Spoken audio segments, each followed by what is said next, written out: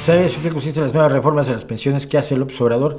Lo que tengo entendido, y parece que es el caso, es, hay una gran cantidad de dinero de pensiones que no se han reclamado, están inactivas. Es decir, ya no se han hecho aportaciones a esos fondos de pensiones, pero tampoco se han retirado.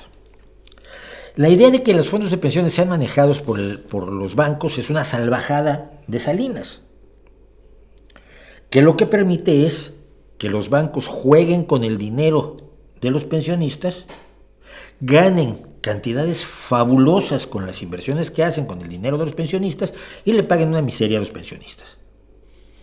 Esas son las afores famosas. Bueno, pero hay una serie, a lo largo de los años, desde que Salinas cometió sus destrozos hasta los destrozos de López Obrador, se han acumulado una serie de cuentas de pensiones que están inactivas. Entre comillas, porque sigue generando dinero.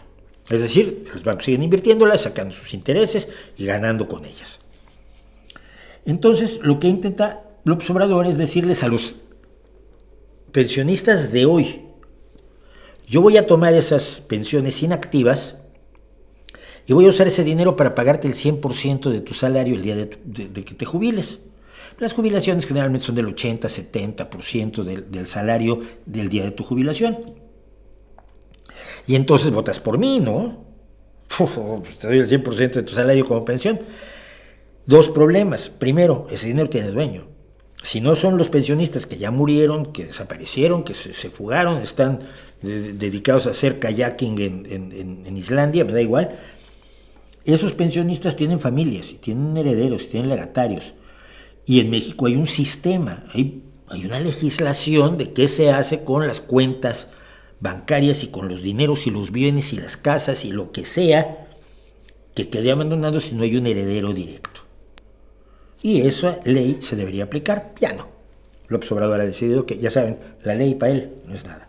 Entonces, primero que nada se está tomando dinero de gente de dinero que tiene dueño, los herederos, las familias, los hijos, los nietos de esos pensionistas que tendrían derecho a ese dinero.